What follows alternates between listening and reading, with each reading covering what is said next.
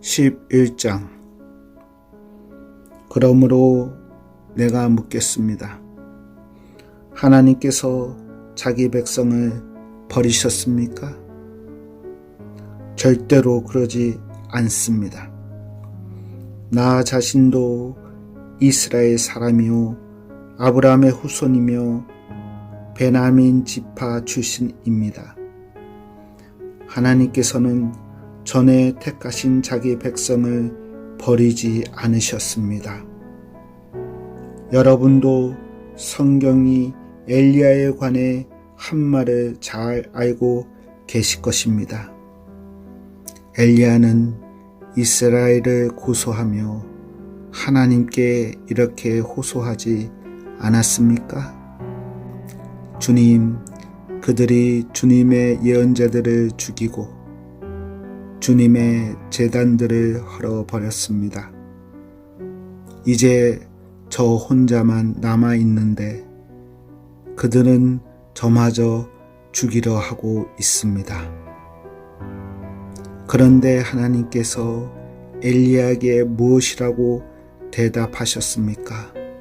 하나님께서는 내가 바알에게 무릎을 꿇지 않는 사람 7,000명을 나를 위해 남겨두었다고 말씀하셨습니다.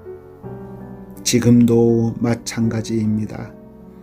지금도 하나님의 은혜로 택함을 받는 남은 자들이 있습니다. 은혜로 하신 것이라면 그것은 행위에 의한 것이 아닙니다. 행위에 의한 것이라면 은혜는 더 이상 은혜가 되지 못할 것입니다. 그러면 무엇입니까? 이스라엘이 간절히 바라던 것을 이스라엘은 얻지 못하고 택함을 받는 자들이 얻었습니다. 반면 나머지 사람들은 마음이 완악해졌습니다. 성경에도 이렇게 기록되어 있습니다. 하나님께서 그들에게 혼미한 영을 주셔서 오늘날까지 눈이 있어도 보지 못하고 귀가 있어도 듣지 못한다. 다윗은 이렇게 말했습니다. 그들의 잔치상이 그들에게 덕과 올무가 되게 하시고 그들이 걸려 넘어져 멸망받게 하소서. 그들의 눈은 흘어 보지 못하게 하시고 그들의 등은 영원토록 굽어 있게 하소서. 그러므로 내가 다시 묻습니다. 이스라엘이 걸려 넘어져 완전히 망하고 말았습니까? 결코 그러지 않습니다. 오히려 그들의 죄 때문에 구원이 이방인들에게 이르게 되었고 이스라엘은 이방인들을 보고 시기하게 되었습니다.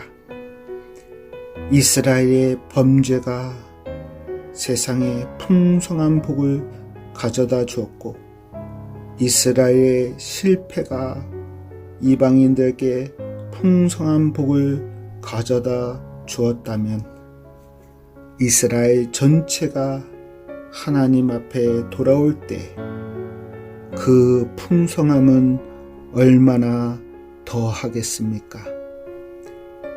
이제 이방인 여러분들에게 말하겠습니다. 나는 이방인의 사도로서 내가 맡은 직분에 대해 영광스럽게 생각하고 있습니다. 다만 바라는 것은 내 동족에게 시기심을 일으켜 그들 중에 몇몇만이라도 더 구원하고 싶은 것입니다. 내 동족 이스라엘이 하나님께 버림을 받게 되어 세상이 하나님과 화목하게 되었다면 이스라엘이 하나님께 받아들여지는 것은 죽은 자들 가운데서 다시 살아나는 것이 아니면 무엇이겠습니까? 처음 떠내어 드린 반죽의 일부분이 거룩하면 반죽 전체가 거룩하고, 나무 뿌리가 거룩하면 가지도 거룩한 법입니다. 참 올리브 나무의 가지 중에서 얼마를 잘라낸 뒤 야생 올리브 나무 가지인 여러분을 원가지에 접붙이면 접붙여진 가지는 참 올리브 나무로부터 올라오는 양분을 받게 됩니다. 그러니 여러분은 잘려나간 가지를 향해 자랑하지 마십시오. 자랑하더라도 명심할 것이 있습니다. 여러분이 뿌리를 지탱하는 것이 아니라 뿌리가 여러분을 지탱한다는 사실입니다. 여러분은 이렇게 말할 수도 있을 것입니다. 나를 접붙이기 위해 가지들이 잘려 나간다 라고 말입니다. 이것은 100번 지당한 말입니다. 그 가지들은 믿지 않았기 때문에 잘려 나갔고, 반대로 여러분은 믿었기 때문에 나무에 붙어 있습니다.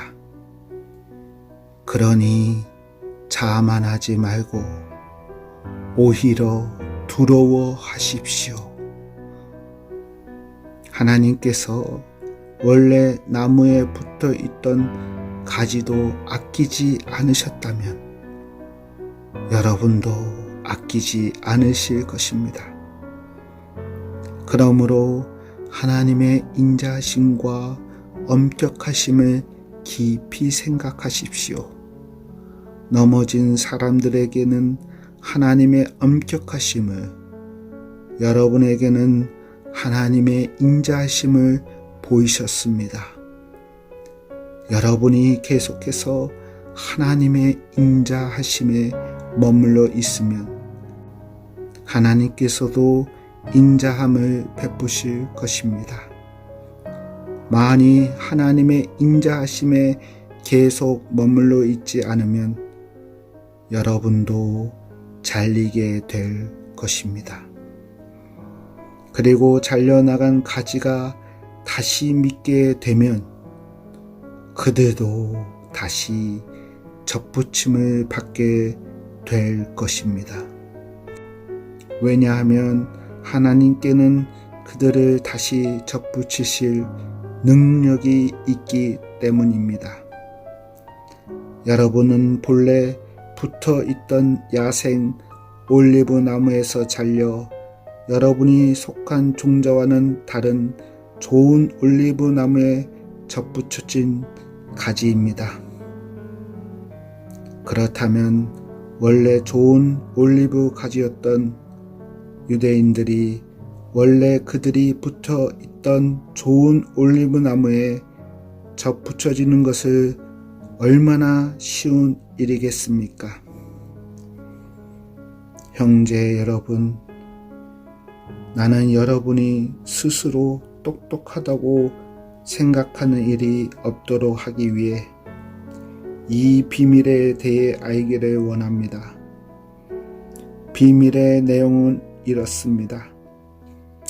이방인의 충만한 수가 하나님께 돌아오기까지 이스라엘 중에 얼마는 완악한 채로 있게 된다는 사실입니다. 그리하여 온 이스라엘이 구원을 얻을 것입니다.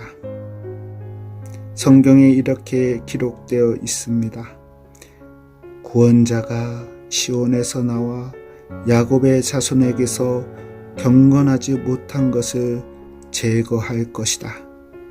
이것은 내가 그들의 죄를 없앨 때에 그들과 맺은 내 언약이다.